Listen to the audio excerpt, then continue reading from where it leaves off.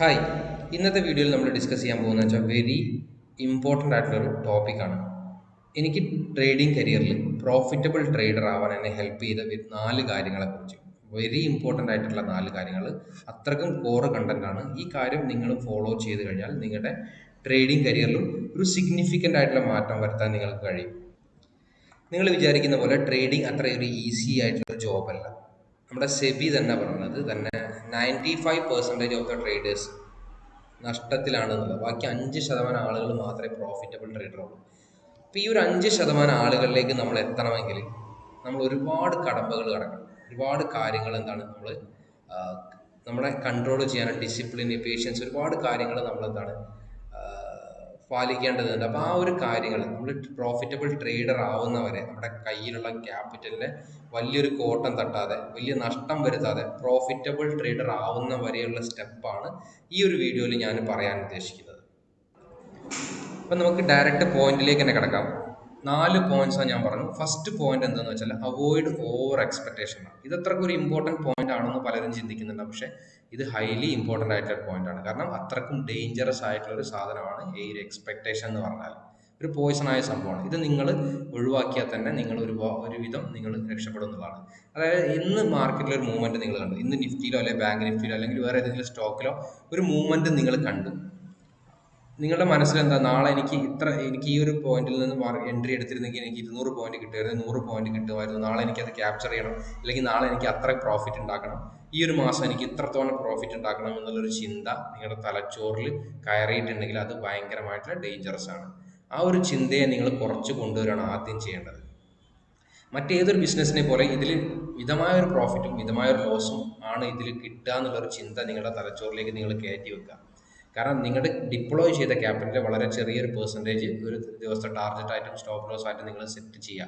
ആ ഒരു കാര്യം നിങ്ങൾ കറക്റ്റായിട്ട് മനസ്സിലാക്കുക. അധികം ഭയങ്കര പ്രോഫിറ്റ് ഒരു ദിവസം ഉണ്ടാക്കുക എന്നുള്ള ചിന്തയൊക്കെ എടുത്ത് കളയുക.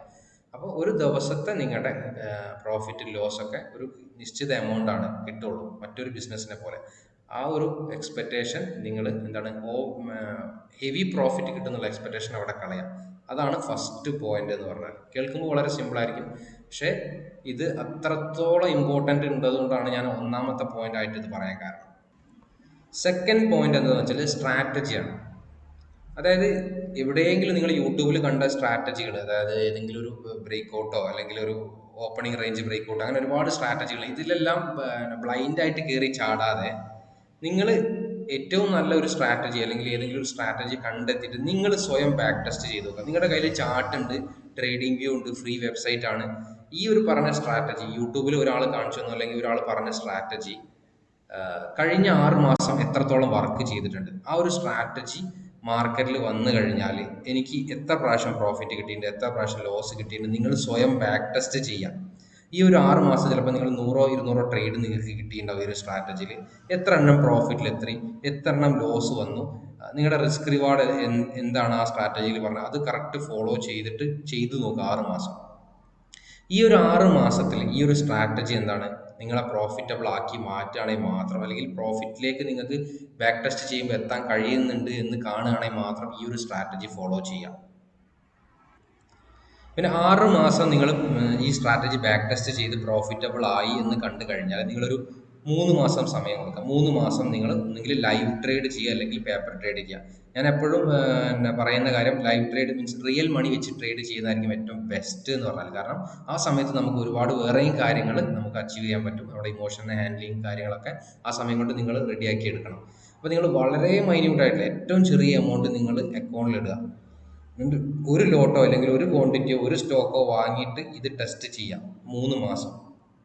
ഈ ഒരു 3 മാസത്തിൽ കറക്റ്റായിട്ട് നിങ്ങൾ ശ്രദ്ധിക്കേണ്ട കാര്യം വേറെ ഒന്നുമല്ല, നിങ്ങളുടെ റൂള്, നിങ്ങളെ സ്ട്രാറ്റജി പ്രകാരം 1:2 ആണ് റിസ്ക് റിവാർഡ് എങ്കിൽ, അല്ലെങ്കിൽ 1:3 ആണ്, അത് കറക്റ്റായിട്ട് ഫോളോ ചെയ്യുക. എൻട്രി എപ്പോഴാണോ കിട്ടുന്നത് ആ സമയത്ത് മാത്രം എൻട്രി എടുക്കുക. അങ്ങനെ ഒരു 3 മാസം ചെയ്തിട്ട് പ്രോഫിറ്റബിൾ ആകുമെന്ന് നിങ്ങൾ നോക്കുക. അങ്ങനെ ഉണ്ടെങ്കിൽ മാത്രമേ നമ്മൾ ഈ ഒരു സ്ട്രാറ്റജിയിൽ മുന്നോട്ട് പോകാൻ പാടുള്ളൂ. ഞാൻ പറഞ്ഞ പോലെ റിസ്ക് റിവാർഡ് എന്നുള്ള സംഭവമുണ്ട്. നമുക്ക് ചില ട്രേഡിൽ ഓരോ ട്രേഡിനും ഡിഫറെൻ്റ് ആയിരിക്കും. ചില ആളുകൾ 1:2 ആയിരിക്കും, ചില ആളുകൾ 1:3 ആയിരിക്കും. ഇപ്പം ഞാനൊക്കെ യൂസ് ചെയ്യുന്നത് സ്മാർട്ട് മണി കോൺസെപ്റ്റ് എന്ന് പറഞ്ഞാൽ, അതായത് ഇൻസ്റ്റിറ്റ്യൂഷൻസ് ട്രേഡിംഗ് സെറ്റപ്പ് ആണ്. അതിൽ ഞാൻ അധികം 1:5 ഒക്കെയാണ് വെക്കാറുള്ളത്. എനിക്ക് probability of trades means success കുറവാണെങ്കിലും എനിക്ക് 10 ട്രേഡ് 2 ട്രേഡ് സക്സസ് ആയാൽ പോലും ഒരു പ്രോഫിറ്റബിൾ ട്രേഡർ ആയിരിക്കും ഞാൻ. കാരണം എനിക്ക് അത്രയ്ക്കും എന്താണ് റിസ്ക് റിവാർഡ് ഉണ്ട്. അപ്പോൾ എല്ലാ സ്ട്രാറ്റജിയിലും ഡിഫറെൻ്റ് ആയിരിക്കും റിസ്ക് റിവാർഡ്. ഇതൊക്കെ കറക്റ്റായിട്ട് മെയിൻറ്റെയിൻ ചെയ്ത് പാലിച്ചിട്ട് 3 മാസം ചെയ്തിട്ട് നിങ്ങൾ പ്രോഫിറ്റബിൾ ആവുകയാണെങ്കിൽ മാത്രം കണ്ടിന്യൂ ചെയ്യാം. സ്കെയിലപ്പിൻ്റെ കേസിലും അങ്ങനെ തന്നെയാണ്. സ്കെയിലപ്പ് ചെയ്യാൻ വെച്ചാൽ നമ്മൾ നമ്മുടെ ഇപ്പോൾ ഇന്ന് ഒരു ക്വാണ്ടിറ്റിയാണ് എടുത്തത്, ഈ ഒരു 3 മാസം പ്രോഫിറ്റബിൾ ആയി. അത് കഴിഞ്ഞ് നേരെ 10 ക്വാണ്ടിറ്റി അല്ലെങ്കിൽ 20 ക്വാണ്ടിറ്റിയിൽ നിങ്ങൾ മാറരുത്. അത് ചെറുതായിട്ട് മാറ്റം വരുത്തി മാത്രമേ കൊണ്ടുവരുള്ളൂ. ഒന്നുള്ളത് 2 or 3 മാറ്റി അങ്ങനെ ചെയ്യാനേ പാടുള്ളൂ.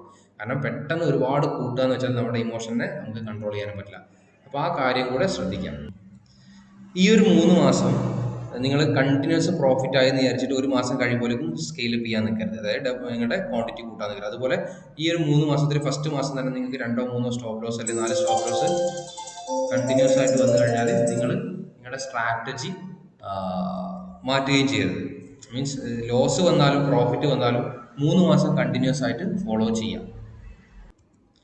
മൂന്നാമത്തെ ഒരു പോയിന്റ് എന്ന് വെച്ചാൽ സ്റ്റിക്ക് ടു ദ റൂൾസ് ഞാൻ എഴുതി വെച്ചില്ല. അതായത് ഈ ഒരു 3 മാസം നിങ്ങൾ ട്രേഡ് ചെയ്യുന്ന സമയത്ത് ഒരുപാട് കാര്യങ്ങളിലൂടെ നിങ്ങൾ കടന്നു പോകേണ്ടി വരും. അപ്പോൾ ആ ഒരു സമയത്ത് നിങ്ങളുടെ റൂള്, നിങ്ങൾ ഉണ്ടാക്കി വെച്ച നിങ്ങളുടെ സ്ട്രാറ്റജിയിലുള്ള റൂളുകൾ ഒരിക്കലും നിങ്ങൾ മാറ്റം വരുത്താതിരിക്കുക. കാരണം അത് ഇമോഷണലി നിങ്ങൾക്ക് ഒരുപാട് പ്രശ്നങ്ങൾ ഉണ്ടാക്കുന്ന കാര്യങ്ങൾ സംഭവിക്കാം. ഉദാഹരണത്തിന് ഇപ്പോൾ നിങ്ങളൊരു ട്രേഡ് എടുത്തു, നിങ്ങളുടെ സ്റ്റോപ്പ് ലോസ് ജസ്റ്റ് ഹിറ്റായിട്ട് നിങ്ങൾ ടാർഗറ്റിലേക്ക് നമ്മുടെ പ്രൈസ് പോയി. അതുപോലെ തന്നെ നമുക്ക് എന്താണ് നമ്മുടെ ടാർഗറ്റിന് അടുത്ത് മാർക്കറ്റ് എത്തിയതിനു ശേഷം തിരിച്ചു വന്ന് സ്റ്റോപ്പ് ലോസ് ഹിറ്റ് ചെയ്തു. ചില സമയത്ത് സംഭവിക്കുക, നമ്മുടെ ടാർഗറ്റ് നമ്മൾ ബുക്ക് ചെയ്തതിനു ശേഷം പിന്നെയും ഒരുപാട് മാർക്കറ്റ് മൂവ് ചെയ്തു. ഇതൊക്കെ നമ്മുടെ ഇമോഷണലി വല്ലാണ്ട് ബാധിക്കുന്ന കാര്യങ്ങളാണ്. കാരണം ഇത്ര ഈ സമയത്ത് എന്താണ് നമ്മുടെ മാനസികമായിട്ട് പ്രശ്നങ്ങളൊക്കെ ഉണ്ടാവും. അപ്പം നമ്മൾ എന്താണെന്ന് വെച്ചാൽ നമ്മൾ ഒരു റൂള് ഉണ്ടാക്കി വെച്ചിട്ടുണ്ടെങ്കിൽ, നമ്മുടെ ഒരു സ്ട്രാറ്റജിയിൽ ഒരു നിയമം ഉണ്ടെങ്കിൽ അത് കറക്റ്റായിട്ട് ഫോളോ ചെയ്യാം. അത് ഫോളോ ചെയ്യുന്നുണ്ടോ എന്ന് മാത്രം നിങ്ങൾ നോക്കുക. നിങ്ങൾക്ക് ആ ഒരു ഫോളോ ചെയ്ത് കഴിഞ്ഞാൽ നിങ്ങൾക്ക് ഒരു മാനസിക സംതൃപ്തി വരണം എന്നുള്ളതാണ്. അല്ലാതെ എനിക്ക് അത്രയും മാർക്കറ്റ് പോയി, എനിക്കത് പിടിക്കാൻ പറ്റില്ലല്ലോ, ഇത്തരം ചിന്തകൾ ഒഴിവാക്കുക. അതുപോലെ എൻ്റെ സ്റ്റോപ്പ് ലോസ് ഹിറ്റായിട്ടാണല്ലോ ടാർഗറ്റ്.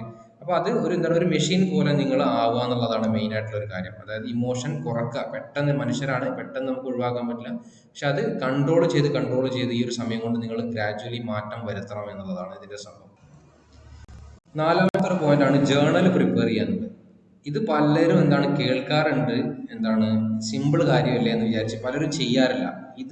ഇതിന് എത്രത്തോളം ഇമ്പോർട്ടൻസ് ഉണ്ടെന്ന് പറഞ്ഞാൽ വെരി ഇമ്പോർട്ടൻ്റ് ആയിട്ടുള്ള കാര്യമാണ്. ഇതിന് ആളുകൾക്ക് മടിയാണ്.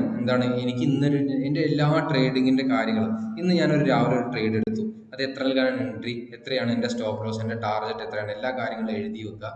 ഈ ഒരു ട്രേഡിൽ എൻ്റെ ടാർഗറ്റ് അടിച്ചോ, സ്റ്റോപ്പ് ലോസ് അടിച്ചോ, ഈ ഒരു ട്രേഡിൽ ഞാൻ കറക്റ്റ് റൂള് ഫോളോ ചെയ്തിരുന്നോ, എനിക്ക് എന്താണ് ഈ ഒരു സ്റ്റോക്കിന് ആ സമയത്ത് സംഭവിച്ചത്, അല്ലെങ്കിൽ ആ ഒരു ഇൻഡെക്സിന് എന്താണ് സംഭവിച്ചത്, വേറെ എന്തെങ്കിലും പ്രശ്നങ്ങളുണ്ടോ, ഇങ്ങനെയൊക്കെ കാര്യങ്ങൾ എഴുതി വെക്കുമ്പോൾ എന്താ വെച്ചാൽ പിന്നീട് നമ്മൾ ഇത് വായിച്ചു നോക്കുമ്പോൾ നമുക്ക് നമ്മുടെ ട്രേഡിങ്ങിൽ അപ്ഗ്രേഡ് ചെയ്യാൻ നമ്മളെ ഒരുപാട് ഹെൽപ്പ് ചെയ്യും ഒരു സംഭവം. കാരണം എനിക്ക് ഇത്തരം തെറ്റുകൾ മുന്നേ വരുന്നിരുന്നു, ഇതിനു മുന്നേ എനിക്ക് ഈ ഒരു സമയത്ത് അങ്ങനെ സംഭവിച്ചിരുന്നു. അപ്പോൾ ഇനി വരുമ്പോൾ നമുക്ക് തന്നെ അറിയാതെ നമുക്ക് മാറ്റങ്ങൾ വരും. അപ്പോൾ ജേർണൽ പ്രിപ്പയർ ചെയ്യുക എന്നുള്ളത് വളരെ സിമ്പിളായ കാര്യമാണ്, പക്ഷെ എല്ലാവർക്കും മടിയാണ്. ഇതിൽ നിങ്ങൾ മടി കാണിക്കരുത്. നിങ്ങൾ കറക്റ്റായിട്ട് ജേർണൽ പ്രിപ്പയർ ചെയ്യുക. ഓരോ ട്രേഡ് എടുക്കുമ്പോഴും ഓരോ രാവിലെയും നിങ്ങൾ നിങ്ങൾ രാവിലെ മാർക്കറ്റ് ഓപ്പൺ ചെയ്യുമ്പോൾ പ്ലാൻ ചെയ്യുക. Trade your plan your trade എന്നാണ്. അപ്പോൾ അത് കറക്റ്റായിട്ട് ചെയ്തു പോരുക. ഇത്രയേ ഉള്ളൂ 4 കാര്യങ്ങൾ. പക്ഷേ ഈ ഒരു 4 കാര്യങ്ങൾ നിങ്ങൾ കറക്റ്റായിട്ട് ഫോളോ ചെയ്യാൻ ശ്രമിക്കുക. കറക്റ്റായിട്ട് ഫോളോ ചെയ്യാൻ മറ്റുള്ള പല ക്ലാസ്സുകളോ അല്ലെങ്കിൽ വേറെ കാര്യങ്ങളോ കേട്ട് പോകുന്ന പോലെ ഇത് പോകാതിരിക്കുക. കാരണം നിങ്ങൾക്ക് വേണ്ടി മാത്രമുള്ളത് തന്നെയാണത്. നിങ്ങൾ ട്രേഡിങ്ങിൽ ഒരു സക്സസ്ഫുൾ കരിയർ വേണോ, അല്ലെങ്കിൽ നല്ല ഒരു സിഗ്നിഫിക്കൻ്റ് ആയിട്ട് മാറ്റം വേണോ, നിങ്ങൾ ഈ കാര്യങ്ങൾ ഫോളോ ചെയ്തേ മതിയാവുള്ളൂ. ഞാൻ ഉറപ്പ് തരുന്നു. കാരണം നിങ്ങൾ ഈ കാര്യങ്ങളൊക്കെ ഫോളോ ചെയ്ത് കഴിഞ്ഞാൽ നിങ്ങളുടെ ഇതുവരെയുള്ള ട്രേഡിംഗ് സ്റ്റൈലിനെ അല്ലെങ്കിൽ ട്രേഡിംഗ് ലൈഫിനേക്കാൾ ഒരുപാട് ഇമ്പ്രൂവ്മെൻറ്റ്സ്, സിഗ്നിഫിക്കൻ്റ് ആയിട്ടുള്ള മാറ്റം നിങ്ങൾക്ക് ട്രേഡിംഗ് കരിയറിൽ കൊണ്ടുവരാൻ പറ്റും. ഞാൻ പറഞ്ഞു, പല ആളുകൾ ട്രേഡിംഗ് തുടങ്ങിയിട്ട് അവരുടെ ക്യാപിറ്റൽ മുഴുവൻ വാഷ് ഔട്ട് ആയി പോകുന്നൊരു സംഭവമുണ്ട്. കാരണം അവർ ആദ്യം ഒരു ഏതോ സ്ട്രാറ്റജി എടുത്തിട്ട് മൊത്തം ചെയ്തിട്ട് ക്യാഷ് കളയുക ചെയ്യാം. നമ്മൾ ഈ പറഞ്ഞ മെത്തേഡിൽ എന്താണ് വരുന്നത്, നിങ്ങൾ നിങ്ങളുടെ ഒരു സ്ട്രാറ്റജി ആദ്യം പൈസ കളയാതെ ബാക്ക് ടെസ്റ്റ് ചെയ്ത് നോക്കുന്നു. പിന്നെ വളരെ മിനിമൽ എമൗണ്ട്, നിങ്ങൾക്ക് നഷ്ടം വരാൻ ഓക്കെ ആണ് എന്നുള്ളൊരു എമൗണ്ട്, ഏറ്റവും ചെറിയ ക്വാണ്ടിറ്റി എടുക്കാനുള്ള ഒരു എമൗണ്ട് ഇട്ടിട്ട് ട്രേഡ് ചെയ്യുന്നു. 3-4 മാസം ചെയ്യുന്നു. പിന്നെയും പ്രോബ്ലം വരികയാണെങ്കിൽ റിപ്പീറ്റ് ചെയ്ത് ചെയ്യുമ്പോൾ എന്താ വെച്ചാൽ നിങ്ങൾക്ക് നിങ്ങൾക്ക് സഹിക്കാൻ പറ്റാത്തതിനപ്പുറം നഷ്ടം വരില്ല. അപ്പൊ ഇത്രയൊക്കെ ചെയ്തിട്ട് നിങ്ങളൊരു പ്രോഫിറ്റബിൾ ആയി മാറുമ്പോൾ മാത്രം നിങ്ങൾ പൈസ കൂട്ടാനും ഇതൊരു പ്രൊഫഷൻ ആക്കി എടുക്കാനൊക്കെ തീരുമാനിച്ചാൽ മതി. അതുവരെ നിങ്ങൾക്ക് ഇത് പറ്റുമോ ഇല്ലേ എന്നുള്ള സമയമാണ്, ഒരു കാലഘട്ടമാണ് ഇത്. നിങ്ങൾ ഈ ഒരു 4 നിയമങ്ങൾ കറക്റ്റ് പാലിച്ച് ചെയ്തിട്ട് ആ ഒരു ലീവിൽ എത്തിക്കഴിഞ്ഞാൽ മാത്രം എന്താണ് പൈസ ഇടാനും ട്രേഡ് ചെയ്യാനൊക്കെ നിങ്ങൾ നിന്നാൽ. ഓക്കെ, അപ്പോൾ വീഡിയോ അത്രേ ഉള്ളൂ. അപ്പോൾ വീഡിയോ നിങ്ങൾക്ക് ഇഷ്ടപ്പെട്ടിട്ടുണ്ടെങ്കിൽ നിങ്ങൾ വീഡിയോ ലൈക്ക് ചെയ്യുക. അതുപോലെ എന്തെങ്കിലും ഡൗട്ട്സോ കാര്യങ്ങളോ കമൻസിൽ ചോദിക്കുക. ഇനി നമുക്ക് നെക്സ്റ്റ് ഒരു വീഡിയോ നല്ല ടോപ്പിക്സോ കണ്ടൻസോ ആയിട്ട് കാണാം. ഒരുപാട് കാലമായിട്ട് ഞാൻ വീഡിയോ ചെയ്തിട്ടില്ല. ഒരുപാട് പുതിയൊരു ഓഫീസിൻ്റെ വർക്കിനും കാര്യങ്ങളും അതുപോലെ തന്നെ ചെറിയ യാത്രയൊക്കെ കഴിഞ്ഞ് വന്നിട്ടുള്ളൂ. ഇനി മുതൽ ലൈവ് ട്രേഡ്സും കാര്യങ്ങളൊക്കെ ഡെയിലി ചെയ്യാൻ ശ്രമിക്കുന്നുണ്ട്. ഓക്കെ, ഇനി അടുത്ത വീഡിയോയിൽ കാണാം. Thank you.